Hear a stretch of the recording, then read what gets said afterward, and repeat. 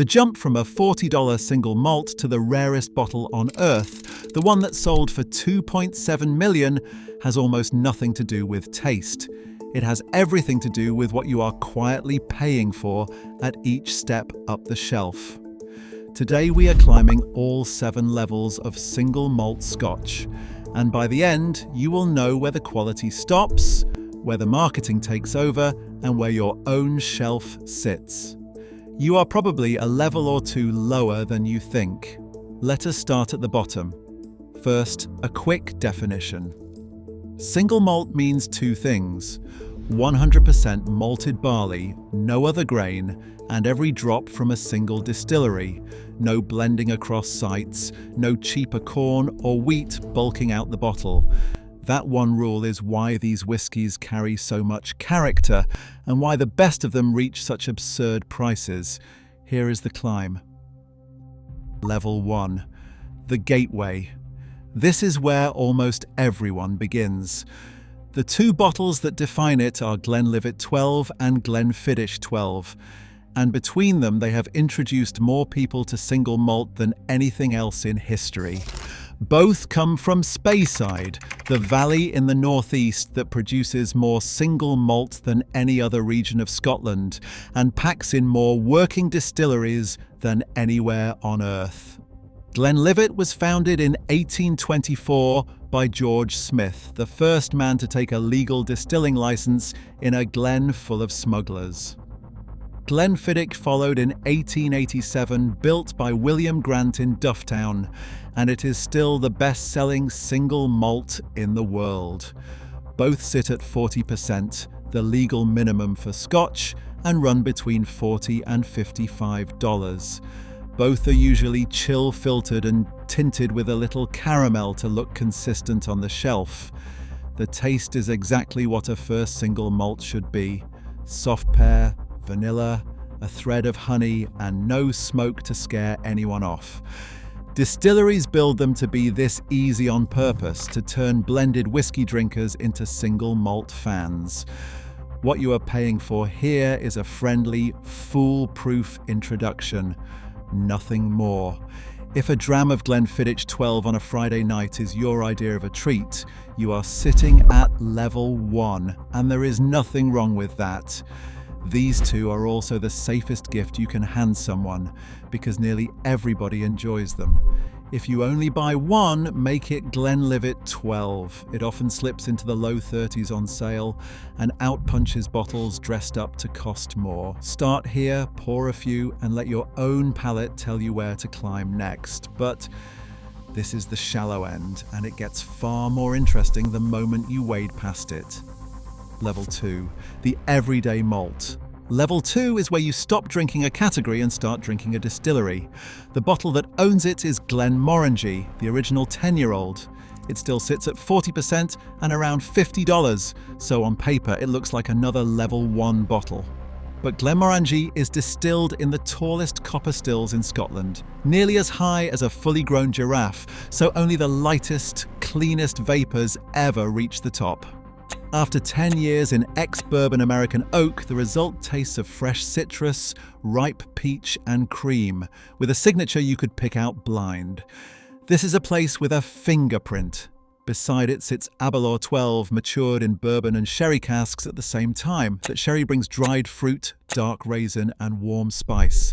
And it teaches the single most important lesson in whiskey. The cask shapes the flavour as much as the spirit does. A bourbon barrel gives vanilla and honey. A sherry cask gives fruitcake and spice. Same distillery, completely different whiskey, purely from the wood. That single discovery that the wood does half the work is the doorway every enthusiast walks through. Once that clicks, you cannot unsee it, and you start flipping every bottle over to read which casks were used. Level 2 runs $50 to $70, and plenty of enthusiasts happily stop here forever. The value champion is Glenmorangie 10 itself. For around $50, very little else at this price comes out as polished. It is the bottle I hand anyone who insists single malt all taste the same. But once you taste a distillery's personality, you start wondering what happens when somebody turns it all the way up. Level 3. Regional character. This is where single malt stops being polite. The strength climbs, the flavors get louder, and for the first time you taste exactly where a bottle was born. Talisker 10 leads at 45.8%, made on the Isle of Skye, and it tastes like the sea. Cracked black pepper, brine, a curl of bonfire smoke, and a warmth that catches at the back of your throat. Highland Park 12 at 43% comes from Orkney, a windswept group of islands closer to Norway than London, carrying soft heather honey wrapped around a gentle, earthy peat. This is the level where the map shows up in your glass. Move from one corner of Scotland to the next, and the whiskey transforms, even though the recipe barely changes. One island hands you smoke and salt, the next hands you honey and heather. Same country, same barley, a different world. What you are paying for now is a sense of place. If Talisker 10 is your regular weeknight pour, you have settled at level 3, and plenty of devoted drinkers never leave it. Then there is Springbank 10 from Campbelltown, a tiny harbour town that was once the whiskey capital of the world. Springbank still malts every grain of its barley by hand on a stone floor, which almost no distillery on earth still does. It bottles at 46% with nothing filtered out and nothing added for colour. That refusal to filter matters. Chill filtration strips the natural oils that carry a whiskey's body, purely so the liquid looks clear over ice. Skip it, bottle at higher strength, and you get a fuller, oilier, more honest mouthfeel. Springbank makes very little, so finding a bottle near its real list price is a sport of its own. Level 3 runs from around $65 up past $90, and it is where casual drinkers fall down the rabbit hole for good. For the most character per dollar, reach for Highland Park 12, Island Smoke, and Heather Honey for around $60. So the next level asks a different question. What does time alone do to the liquid? Level 4. The Connoisseur Pour. Here age does the heavy lifting. The flagship is Lagavulin 16. 16 years in oak takes a ferociously smoky young spirit and rounds every sharp corner off it. What is left carries around 35 parts per million of peat, but still tastes refined, layered with dried fruit, sea salt, iodine, and a finish that follows you into the next room. It runs about $100 now, up from around $55 a few years ago, which tells you where this whole hobby is heading. A younger version of this exact whiskey would taste medicinal and harsh. Time in the barrel is the only thing that turns it elegant. Beside it is Glenfarclas 15, a sherry bomb still owned by the same family for 6 straight generations, who hoarded their best old casks while the big houses sold theirs off. That is how a smaller, stubborn distillery hands you depth the giants charge triple for.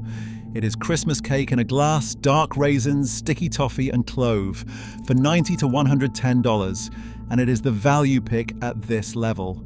What you are paying for now is time itself, and you can still taste every dollar working in the glass. If Lagavulin 16 already lives on your shelf, you are a level 4 drinker through and through. This is the last level where the price of the bottle and the quality of the liquid stay honestly in proportion. Everything above plays by a different set of rules. Quick one, before we leave the bottles, you can actually justify buying. If you're getting something out of this, tap subscribe. I pull apart what is really in your glass every week. No marketing spin, and no sponsor reading my lines. And while you are down there, drop a comment and tell me where in the world you are watching from and what your favorite single malt is right now. I go through every single comment. Now let us talk about the levels where the price tag quietly stops making sense. Level 5, the luxury tier. Welcome to the 3 and 4 figure bottle. The headliner is Macallan 18 Sherry Oak at 43%, aged 18 years only in oak, seasoned with sherry from Jerez, and bottled with natural colour and no caramel. It is stunning, wall-to-wall dried fruit, clove, and old polished oak. It also costs around $420 now, and a few years ago it sold closer to $1,000. That swing is the first real clue that something other than the liquid is setting the price. Part of what you pay for here is pure loss. Every year, a whiskey sleeps in the barrel. Roughly 2% of it evaporates through the wood into the air. The trade calls it the angel's share. By the time an 18-year-old is ready, close to a third of what went into the cask is gone, and a 25-year-old can lose around 40%. You are paying for the whiskey that escaped as much as the whiskey that survived. Sharing the level are Dalmore 18, rich with orange and dark chocolate, and Glenfiddich 21 Gran Reserva, finished in Caribbean rum casks for a wave of tropical sweetness. The smartest spend here is that Glenfiddich 21, 2 decades in the glass for a few $100s, while the Macallan beside it asks $420. All of them are excellent. None is 4 times better than the bottle a level down. What you are buying at level 5 is prestige stitched onto very good liquid. The famous name on the box, the heavy bottle, the thrill of pouring something that impresses the table. No shame in wanting it, just know that is where the money goes. Because at the next level, the liquid almost stops being the point. Level 6, the collector. Here, single malt stops being a drink and becomes an asset. These are the 25 and 30-year-old bottles, and the prices leave the atmosphere. Macallan. 25 Sherry Oak is the famous one, a small batch released once a year, aged a quarter of a century in sherry-seasoned European oak, around $2,700 a bottle. Macallan 30 climbs higher still. Glenfiddich 30 lives up here too, alongside the 25-year flagships from most major houses. If you are set on spending at this level, Glenfiddich 30 is the saner buy. 3 decades in the glass for a fraction of what the Macallan 25 commands. The enormous truth is that an enormous share of these bottles never get opened. At this point, the whiskey is almost beside the point. You are buying a trophy that happens to be drinkable. They get bought, displayed, photographed, and traded between collectors like rare baseball cards, and whiskey has quietly become a serious investment class, with Macallan at the center as the most collectible name in the category. The liquid really is spectacular. But line one up against a great level 4 bottle in a blind tasting, and plenty of experienced drinkers could not tell you the expensive one was worth even 5 times the money. That gap between what is in the glass and what is on the receipt does not shrink as you climb, it explodes, which brings us to the very top. Level 7, the Grail. This is the summit, and almost nobody watching will ever lay a finger on it. Level 7 is the Macallan 1926, the most valuable whiskey on Earth. In February of 1926, a barrel known as Cask 263 was filled with new spirit and rolled into a warehouse in Speyside by a woman named Janet Harbison. It had once held sherry, and the whiskey inside slept for 60 years. When it was bottled in 1986, the entire cask produced just 40 bottles. Not 40,000, 40. That is the whole supply, for the whole world, for the rest of time. None of those bottles were ever sold to the public. They went quietly to the distillery's most important clients. In 2019, one bottle sold for $1.9 million.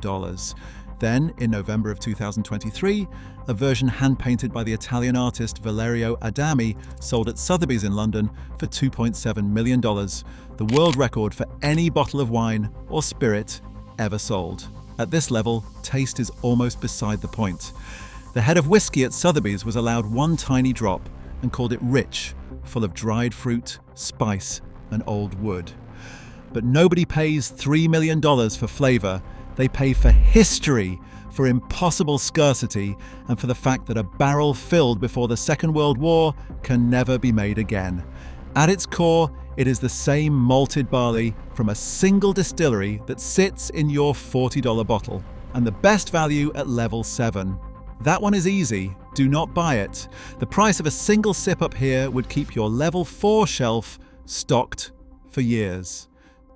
So where does your shelf land? The vast majority of us live between levels 1 and 4, and there is nothing wrong with that. The smartest drinkers I know rarely climb past level 4, because that is where the liquid and the money still respect each other. Everything above is marketing, mystique, and the thrill of owning something rare, and none of that is wrong either, as long as you know which one you are buying. Pour what you love, and never let anybody make you feel small for it. The best single malt in the world is not the rarest one locked in a cabinet. It is the one already open on your kitchen counter. So tell me in the comments, which level are you actually on and which bottle did I leave off it? If this gave you a clearer map of single malt, hit subscribe and stick around. There is a lot more coming. See you in the next one.